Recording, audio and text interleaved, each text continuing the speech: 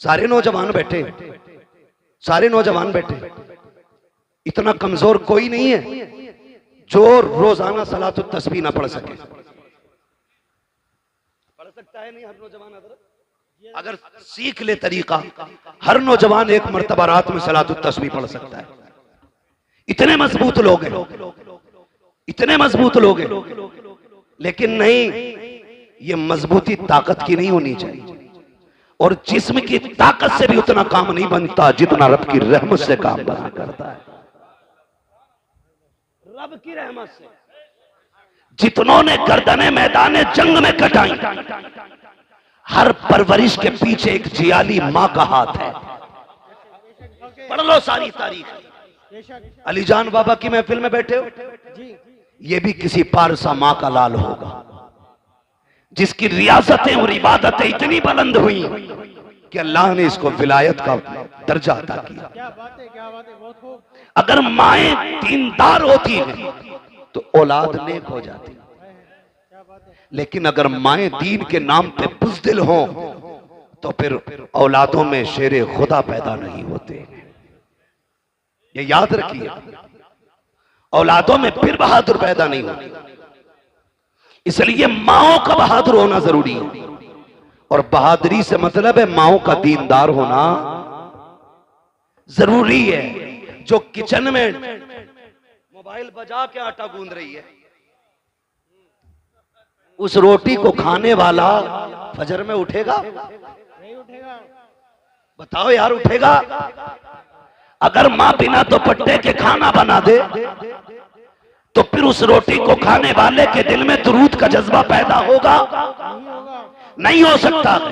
अगर चाहते हो तेरे लुकमे के अंदर इबादत का नूर पैदा हो तो फिर माँ से कह के कनीज़े फातिमा ज़हरा बन, बहन से कह के कनीज़े फातिमा ज़हरा बन। जाओ जाकर के बेटियों को बताओ कि रोटियां बनाया करो तो सर से दुपट्टे नहीं उतरने चाहिए। आज घरों में ऐश के साथ रहने के बावजूद हमारी घर की बेटियों के सरों पे दुपट्टे नहीं रखे, हया का चादर उनके सर से उतर चुकी है। आज मैं आपसे कहना चाहता हूँ, दुनिया फिलिस्तीन के लिए रो रही है, लेकिन मैं ये कहता हूँ जितनी बहादुर माएं फिलिस्तीन की जमीन ने पैदा की है, आज तक कोई जमीन पैदा नहीं कर रही है। उनके हौसलों को सलाम, उनकी जुर्रतों को सलाम, उनकी बंदगी को सलाम, रब से मोहब्बत को सलाम। एक बेटी का इंटरव्यू आया, उससे पूछा गया था हर वक्त नकाब में क्यों नजर आती हो? उसने कहा था तुम सफर की बात करते हो, हम तो बिस्तर पे भी लेटते हैं, तो नकाब पहन के लेटा करते हैं। का नकाब पहन के क्यों लेटती हो? किसी ने सोचा था कि शायद यह जवाब देगी कि कब भागना पड़ जाए,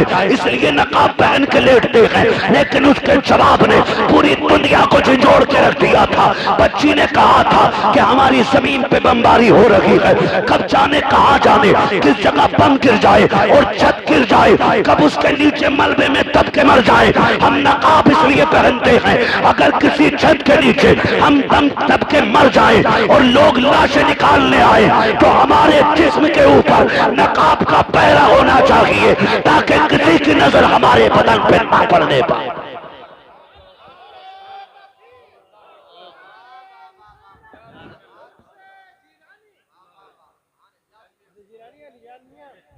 तवज्जो है ना आप लोगों की? खुदा की कसम, ये गैरत वाली माएं हैं तो फिर लाल भी कैसे गैरत वाले पैदा हो रहे हैं। यहां तो 6 फीट का हो, 58 इंच का सीना हो, हाँ, और उससे कहते जा मस्जिद में चिराग जलाइए। कह रहे भैया पता रात को 2 बजे जिन्नाम है, मैं ना जाऊंगा। बड़ी मजबूत रिवायत है इनके याद। हाँ, रात को जिन्नात मस्जिद में जरूर आते हैं इसके लिए। कह रहे कतई नहीं जाऊंगा, जिन्नात आ जाऊं।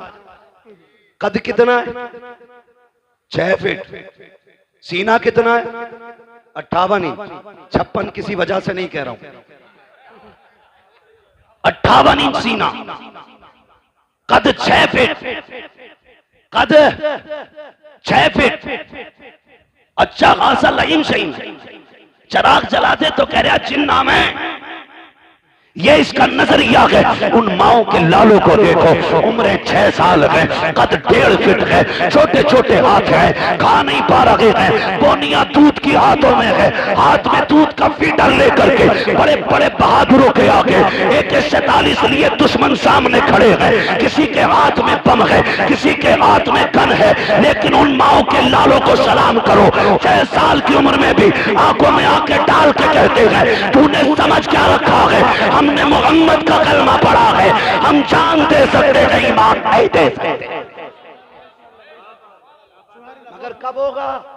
जब माए नेक होंगी, जब माए नेक होंगी। दादी कितनी नेक है पता है?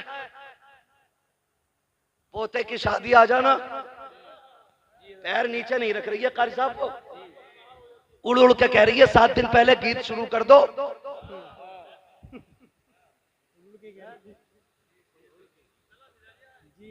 कह रही है गीत शुरू कर दो, कब करोगे?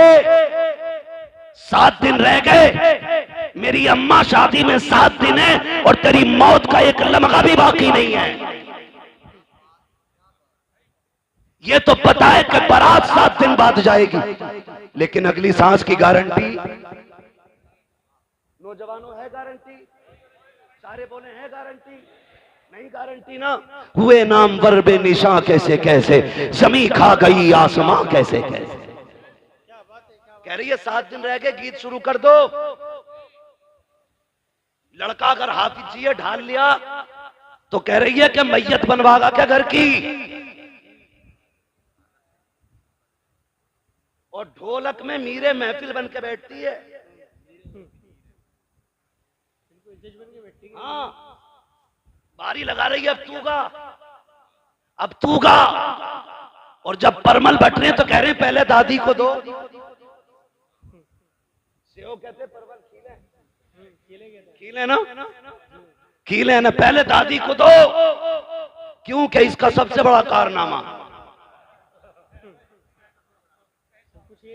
गलत नहीं कह रहा हूं मैं, सबसे बड़ा कारनामा है कभी कभी रातों में गांवों से गुजरना होता है, चंद नौजवान लड़कियों के साथ, एक बूढ़ी साथ होती है, 3 बजे 2 बजे दौड़ती चली जा रही है, लड़कियों से आगे अम्मा जा रही है, पूछो क्या मामला है, ये किधर से आ रहे हैं? कहा आज गांव में गीत चल रहे थे, अम्मा वहीं से आ रही है, छोटी नाली हो या बड़ी नाली, ऐसे कूदती जा रही है जैसे हिरन जा रहा है दौड़ता हुआ। ये जो दौड़ के जा रही है, अगर इस अम्मा से कहो कि चल उठ के मुसल्ले पे नमाज पढ़ ले, बेगैरत कहती घुटने काम नहीं कर रहे हैं, कुरान पढ़ ले, कहती है टिपता नहीं है मुझे, रात के अंधेरे में बिना चराग के तुझे नालियां टिप जाती है, दौड़ करके आधा किलोमीटर तू कीले लेने चली जाती है। वो गैरत कर, तूने मदीने वाले का कलमा पढ़ा है, कहावत ये है कि मुंह में दांत नहीं, पेट में आग नहीं, मरने का वक्त आ गया है, एक पैर छिलके पर है, दूसरा कब्र में है, कब जाने मौत का पैगाम आ जाए।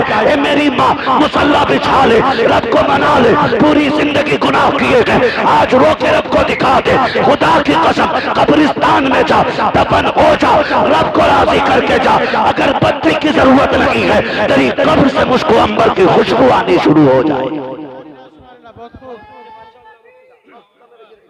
टाइम कम है, मेरा वक्त हो चला है, मैं बहुत कम वक्त में पूरी बात कर लूं अपनी। तवज्जो है सारे लोगों की? ये है दीनदारी हमारी, ये है दीनदारी। और अल्लाह सलामत रखे इन उलमा को, ये हर शादी पे लड़ते हैं किसी ना किसी से, कभी मेहर को लेकर लड़ जाते हैं, कभी निकाह पढ़ाने के पैसे को लेकर लड़ जाते हैं। इनकी गलती यह है कि ये 5000 मांग लेते हैं और ये शराफत से 5000 मांगते हैं। हमारी कौम उसे देती है 50,000 जो नंगा हो के ढोलक बजाने आता है। बुरा मत मानिएगा, ये कड़वी सच्चाई है। डीजे वाले को 20 दे दें, अगर पैसे वाला तो कह रहा तो नाचने वाली भी लाना, महफिल में रंग आना चाहिए, रंग इतनी लठियां चलेंगी मरने के बाद कि सारे रंग तेरे कब्र में नजर आएंगे। मैं देखो जी, मुझे चापलूसी नहीं आती है, मैं तुम्हें झूठी सच्ची बातें कह के और राजी करके नहीं जा रहा हूं। मैं आईना को दिखाऊंगा दाग चेहरे के, जिसे खराब लगे सामने से हट जाए। हाँ, सीधी सी बात है। वो भाई तो करते क्या, दे दबा दब ढोल बज रहा, दे दबा दब, रुक तोड़ी रहा डीजे। पहले देखो हो क्या गया, पानी बिल्कुल मर गया, गैरत का बचा ही नहीं, आंखों के हया का पानी खत्म हो गया। पहले जब बेटियां रुखसत होती थी ना, ये सफेद बालों वाले लोग ना मेरी बात की तस्दीक करेंगे अगर याद रहा होगा इन्हें तो, वरना इस जमाने ने क्या क्या भुला दिया है। जब बेटियां रुखसत होती थी 8 दिन पहले बाप रोना शुरू कर देता था, 3 दिन से माँ खाना नहीं खाती थी, भाइयों की आंखें सुर्ख रहती थी रोते रोते। बाप कभी खेत में बैठ के रो रहा है, कभी बैठक बंद करके रो रहा है, कभी रात के सन्नाटे में मुंह पे कपड़ा डाल के रो रहा है।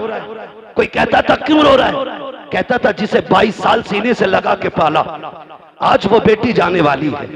जो मुझे आते जाते टोका करती थी, आज मेरी लखते जिगर जाने वाली है। यार मैं इसलिए रो रहा हूं, कल मेरी बेटी चली जाएगी, 1000 मेहमान होंगे, आंगन खाली नजर आएगा, उसके बगैर घर उजड़ा उजड़ा नजर आएगा। ये सोचकर बाप 8 दिन से रोया करता था। जरा याद करो आज की बेगैरती को, और याद करो उन लोगों की कुर्बानियों को। जब बेटी की रुखसती के 5 दिन या 8 दिन रहते थे, बाप रोज तहज्जुद पढ़ने मस्जिद जाता था और मुसल्ला बिछा के इतना रोता था कि उसकी सिसकियां मस्जिद के बाहर तक सुनाई देती थी। लोग पूछते थे यार क्या मांगता है? खाने का भी इंतजाम हो गया, सारा जहेज आ गया है, अब क्यों रो रहा है? वो कहता था जो मेरे बस का है मैंने कर दिया है, अब जो रब की मर्जी पे है वो मांगने गया था। कहा क्या मांगने गया? कहा मैं रो के कह रहा था मालिक इसने 22 साल 25 साल 18 साल मेरे घर गुजारे, अल्लाह मैंने चटनी से भी खिलाई तो इज्जत से खिलाई थी, रूखी रोटी भी खिलाई तो बेटी को इज्जत से बैठा के खिलाया था, अब गैरों के हवेली जा रही है। रब से ये कहने गया था ए मेरे मालिक पहले मेरी बेटी को सोने के लुकमे ना मिले, चटनी के लुकमे दे देना, मगर मेरी बेटी को इज्जत के लुकमे अता फरमा देना। मैं रो के बेटी के लिए इज्जत के लुकमे मांगता रहा।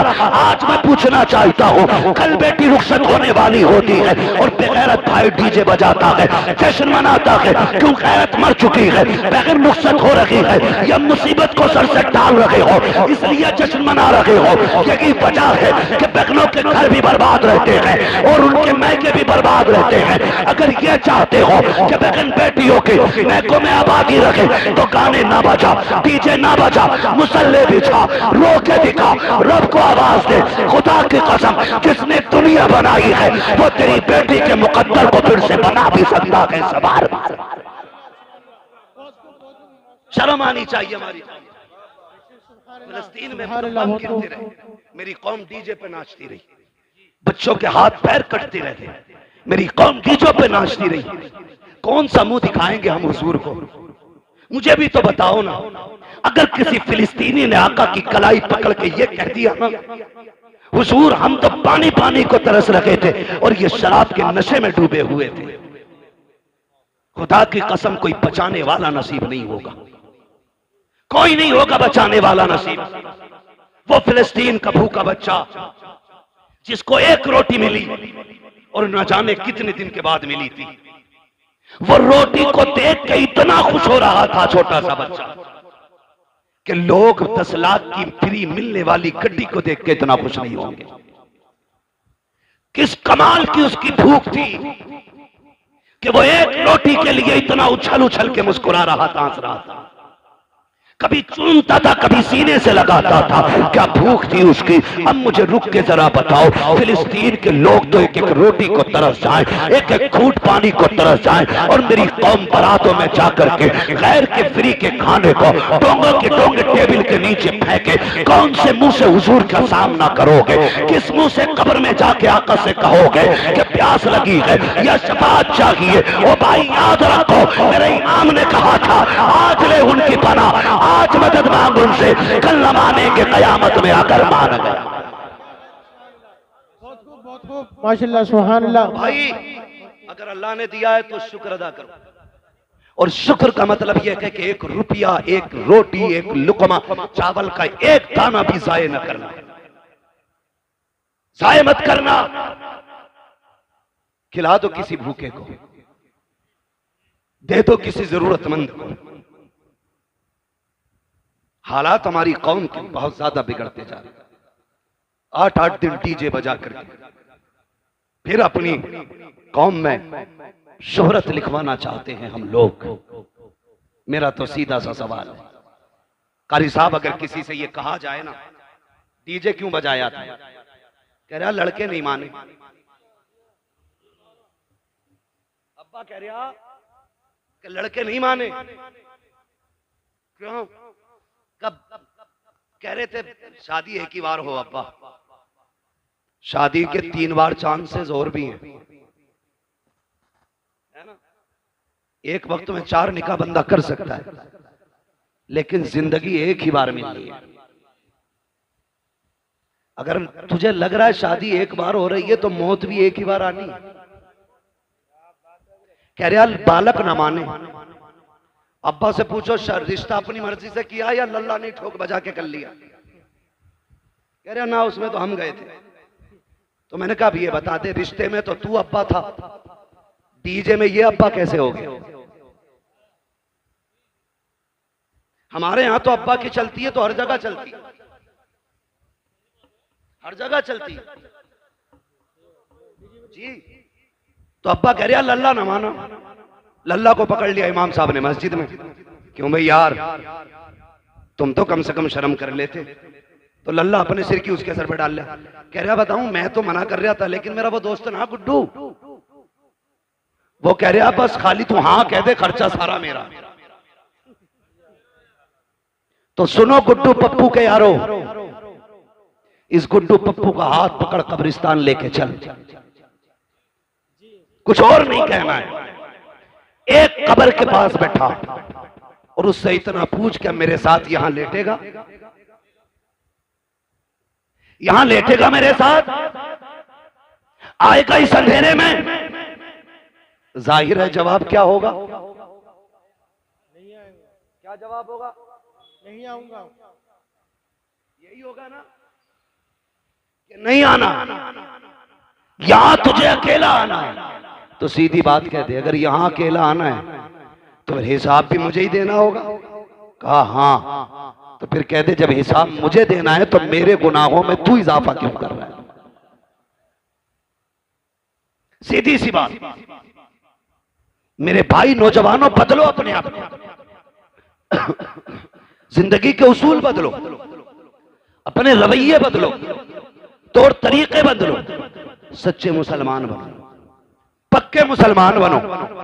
और शादियों का मिजाज ऐसा हो, सेहरा तेरे सर पे बदा हो, नात मदीने वाले की होनी चाहिए। दूल्हा तू बना हो, सेहरा हुजूर का पढ़ा जाना चाहिए, ताकि दुनिया देख के कह दे ये बेगैरतों की बारात नहीं है, ये गैरत वालों की बारात जा रही है। सुभान अल्लाह, क्या बात है। गैरत वालों की बारात जा रही है। और याद रख, जरूरी नहीं है जनाजों में भीड़ हो जाए, जरूरी नहीं है। और बाराती, अल्लाह माफ करे, कहीं कहीं तो इतने बुरे फंस जहां समधी कहता है जब तक बारात पूरी ना चढ़ जा रोटी मत खिलाइयो।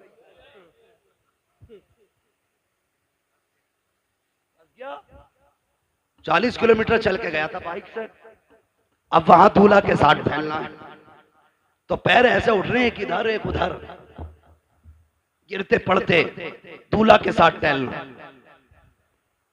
घूम लिया और जब निकाह का टाइम आया तो 5 लोग बचे। कितने? 5 लोग बोल सकते हैं कि नहीं? कितने? 5 बाकी कौन? 5 बहनोई, अब्बा, ये भी दोनों मजबूर हैं, वरना ये भी निकल लेते। और 2 दोस्त, एक जनाब खुद।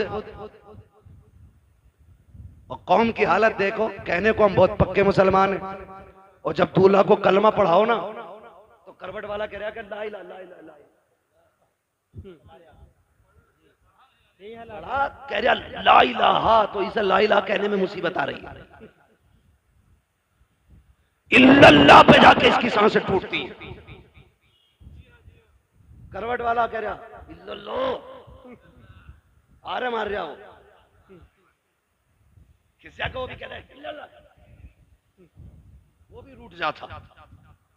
और कई तो बैठे इसलिए रहते हैं कि यार इसे जरा इमाम साहब के साथ कलमे कहलवा देंगे वरना फंस जाएगा। हमारी कौम को कलमे तक याद नहीं है, और तीजे में मस्जिद में पहुंच जाए तो चनों के ढेर। जी हक बात है। तबाह तब गिरा रहा, जरा सी देर में चने खत्म। ओ भाई, मुसलमान बनो, मुसलमान किरदार अच्छे करो, अखलाक अच्छे करो, अखलाक हुजूर के दिए हुए पैगामात याद रखो, तारीख में बहुत बड़ा नाम सलाहुद्दीन अय्यूबी का है। जी कौन सलाहुद्दीन अय्यूबी? ये वो है कि जब बैतुल मुकद्दस मुल्क के शाम में काफिरों का कब्जा हुआ और मुसलमानों का कत्लेआम किया गया, 70,000 एक दिन में मुसलमान काटे गए। सड़कों पे खून का आलम यह था कि घोड़ों के पैर फिसल लगे थे चलते हुए। इतना खून फिलिस्तीन में बहा था मुसलमानों का। उसी दिन से इस जवान ने अकेले खड़े होकर कहत किया था, आज जो 70,000 काटे गए हैं, जब तक इनका बदला न ले लिया जाएगा उस वक्त तक चैन से नहीं बैठना। और तारीख गवाह के अकेला उठा, रब ने मदद की। फिर इसने फलस्तीन के दरवाजे पे जाकर बैतुल मुकद्दस के दरवाजे को खटखटाया। पादरी खड़े हो गए आगे आके। आज सलाहुद्दीन अय्यूबी फातेह बन के खड़ा है। पादरियों की गर्दनें झुकी हैं, हिसाब लगा रहे थे, हमने इनके 6 माह के न छोड़े, बेटों के बच्चे कत्ल किए, औरतें बच्चों पे तलवारें चलाई गई, जवान नौउम्र मारे गए। ये तो आज एक को ढूंढ ढूंढ के कत्ल करेंगे। सारे लोगों की गर्दनें झुकी हुई थी, सब सलाहुद्दीन अय्यूबी का चेहरा देख रहे थे। आपने कहा था, सलाहुद्दीन अय्यूबी कहते हैं, कहो पादरी आज क्या लग रहा है तुमको? तुमने मेरे मुस्तफा की 70,000 उम्मत को बेदर्दी के साथ काटा था, आज क्या होना चाहिए? सबकी गर्दनें झुक गई। आज हमारी बर्बादी का दिन है, आज बदले का दिन है, आज हमें मौत नजर आ रही है। सलाहुद्दीन अय्यूबी की आंख में आंसू आ जाते हैं, आंखें बरस जाती हैं। कहते हैं, जालिमो तुम क्या जानो, इस्लाम क्या है और मुसलमान क्या है? आज तुम्हें बदला नहीं लिया जाएगा। आज मैं वो करूंगा जो फतह मक्का के दिन मेरे नबी ने दुश्मनों के साथ किया था। कहा क्या करोगे? उन्होंने बेटी के कातिल को माफ किया था, मैं बैतुल मुकद्दस के कातिलों को माफ कर रहा हूं। तारीख गवाह है, खुदा की कसम। जैसी सलाहुद्दीन अय्यूबी ने इतना कहा कि मैं फतेह मक्का की तारीख दोहराऊंगा। मेरे नबी ने कहा था, अंतुम मुत्तलका, आज सब आजाद हो जाओ। मैं भी कहता हूं आज तुम सब आजाद हो। जैसे इतनी बात कही ना, तुम सब आजाद हो, तो चीखें निकल गई लोगों की। पादरियां कदमों में आ गए, घुटनों के बल तो पड़े थे, खड़े होकर के कहते हैं, सिर्फ रहने की इजाजत की बात नहीं है, सिर्फ कब्जे की बात नहीं है। सलाहुद्दीन हाथ बढ़ाइए, कलमा पढ़ाइए। कहा क्यों? कहा समझ गए हैं, अगर एक सलाहुद्दीन अय्यूबी का किरदार ऐसा है तो मदीने वाले मुस्तफा का किरदार ऐसा रहा हो। सुभान अल्लाह, क्या बात है भाई, क्या बात है। उसमें भी फरमाने मुस्तफा पे अमल सलाहुद्दीन अय्यूबी का देखे। तन्हा उठे, चंद लोगों के साथ उठे, फिर फौज बन गई। मैं अकेला ही चला था जानिबे मंजिल, मगर लोग साथ आते गए और कारवां बनता गया। ये कंडीशन हुई। उसमें भी एक कबीला, एक मोहल्ला ऐसा था जो इस्लाम नहीं लाया। सलाहुद्दीन अय्यूबी से जंग हुई। जंग के बाद फातेह बन के बैठा है सलाहुद्दीन अय्यूबी। क्या बन के?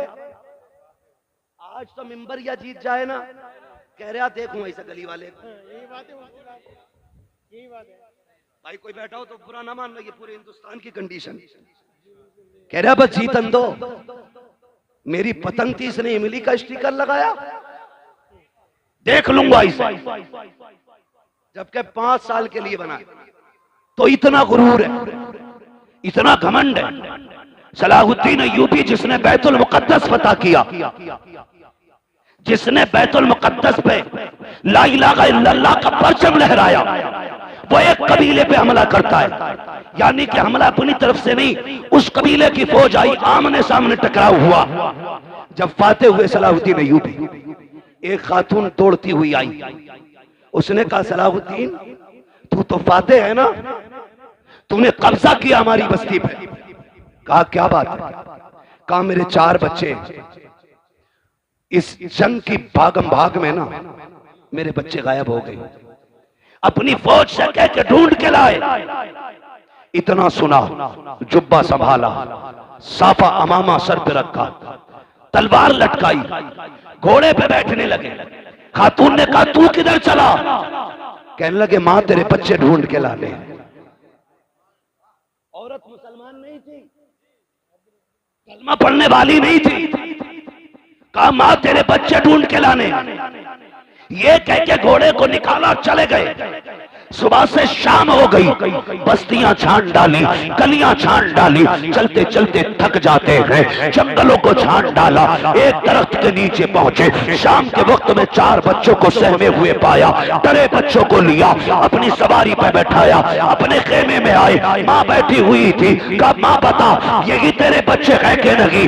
उसने कहा सलाहुद्दीन ये तो बता दे तू खुद क्यों गया था? कहा मेरे नबी का फरमान मुझे याद है कि अगर जंग भी हो तो उसूल याद रहने चाहिए।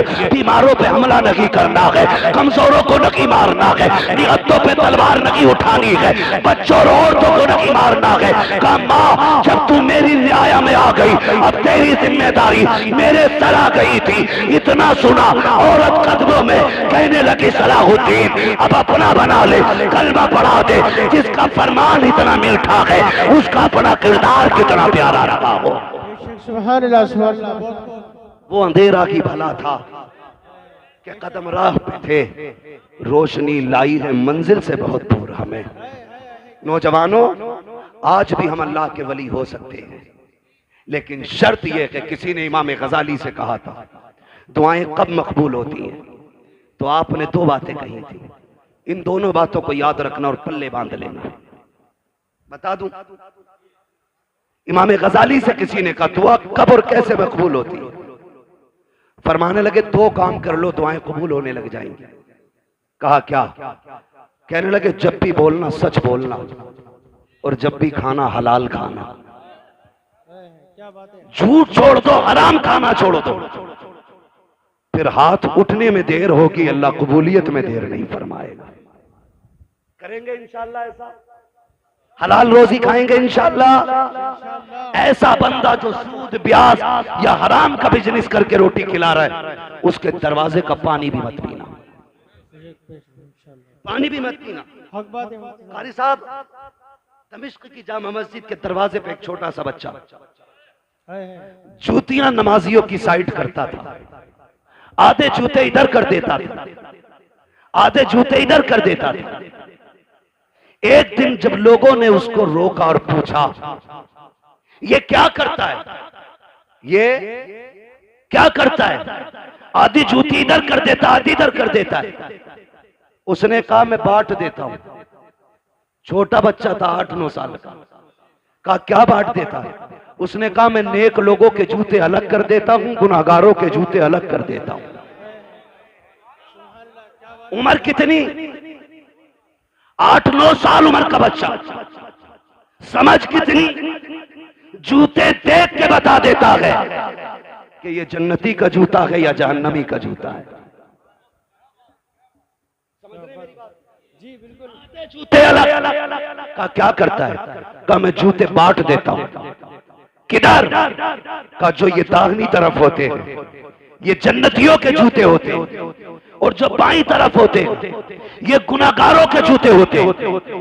लोग कहने लगे इसमें इतनी समझ कहां से आ गई? एक शख्स खड़ा था, कहा आज की रात इसे मेरा मेहमान बना दो, आज की रात इसे मेरा। अभी आप देखेंगे पीरे तरीकत रहबरे राहे शरीयत शहजादे आला हजरत, हाँ हुजूर हसन मियां साहिब क़िबला दामज़िल्लहुल आली, सज्जादा नशीन खानकाह रज़विया बरेली शरीफ, आप देखेंगे आला हजरत के बेटे का चेहरा। मैं भी कभी कभी देखता हूं तो सोचता हूं, मैं सोचता हूं अगर नस्लों में इतना हुस्न है तो आला हजरत पे कितना हुस्न रहा होगा। आप देखेंगे उनके बेटे का चेहरा, शराफत, परहेजगारी, दीनदारी, हक्कानियत सारी देखने को मिलेंगी भी आप।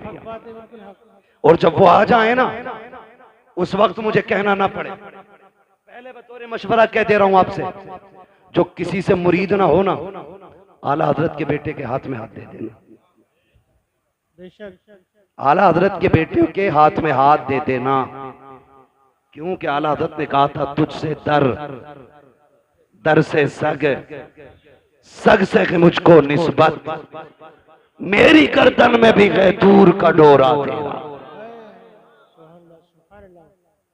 मेरी गर्दन में भी है दूर का। और जब ये डोरा होना है तो फिर इस निशानी के जो सग हैं नहीं मारे जाते। हश्र तक मेरे गले में रहे पट्टा तेरा,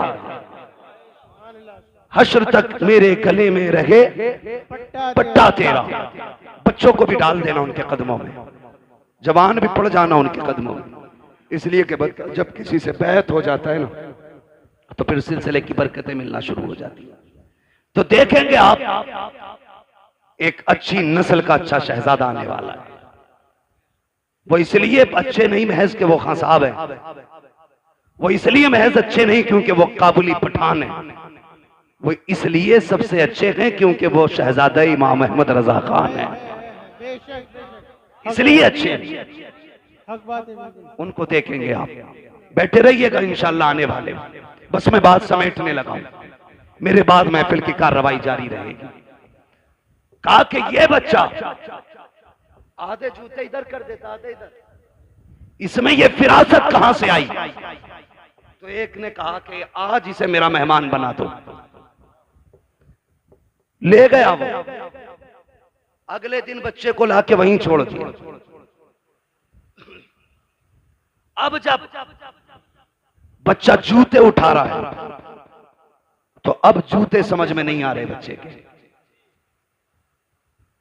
अब कभी इन जूतों को उठा के इधर करता है, कभी इधर के उठा के इधर करता है। सारे सर पकड़ के बैठ जाते हैं कि कई दिन से मुसलसल जूतों का ये एक दूसरे से इम्तियाज करने के बाद अलग-अलग रखता था, आज क्या हो गया है, ये जूते क्यों नहीं पहचान रहा है? तो उसने कहा मैं ये बताना चाहता हूँ, अब तक जो जूते पहचान रहा था, इबादत इस पे फर्ज नहीं थी, रोजा इस पे फर्ज नहीं था, सजदे इस पे फर्ज नहीं थे, लेकिन ये तहारत, ये पाकीज़गी इसके निगाहों को रब ने इसलिए अता की थी कि ये तस्बीह के साथ साथ हलाल के लुक़मे खाया करता था। आज शाम में इसे लेके गया, मैंने वो खाना खिलाया जिस खाने के अनाज से ज़कात नहीं दी गई थी, एक दिन का खाना खिलाया है, आंखों से ये तहारत ले ली गई है। एक दिन अगर खा ले आंखों से बसीरत चली जाती है। और मेरे भाई अगर एक दिन के खाने से नूर चला जाता है तो रोज खाने से ईमान का हाल क्या होगा? इसलिए हलाल खाया करो ताकि सो हुजूर दिखाई दे, कब्र में पहुंचो तब भी मदीने वाले का जलवा नजर आ। ऐसी जिंदगी गुजारो। या अय्युहल्लज़ीना आमनू उदखुलू फिस्सिल्मि काफ़ा, ईमान वालों पूरे पूरे इस्लाम में दाखिल हो जाओ। ऐसे इस्लाम में दाखिल हो जाओ तुम्हारी वज़ा कता जाहिर बातिन सारा इस्लाम वाला होना चाहिए। लोग देख के पहचान ले मुसलमान जा रहा है, देख के पहचान ले, फिर मरो, फिर मरने का भी मजा है। हम डरते इसलिए कि मौत से कि हमारी आखिरत की तैयारी कोई नहीं है, आखिरत की तैयारी हमारी कोई नहीं है, इसलिए डरते हैं। वरना जिन सहाबा की तैयारियां थी या जिन वलियों की तैयारियां थी, खुदा की कसम बढ़ बढ़ के गर्दनें कटाया करते थे, बढ़ बढ़ के गर्दनें कटाया करते थे। उन्हें मालूम था मौत आने की देर है, जन्नत के दरवाजे खुले नजर आ रहे हैं। आज तैयारी कोई नहीं, पक्का पता कुटाई होनी है, सब जानता किसकी मैंड काटी है, सब पता किसके पैसे मारे।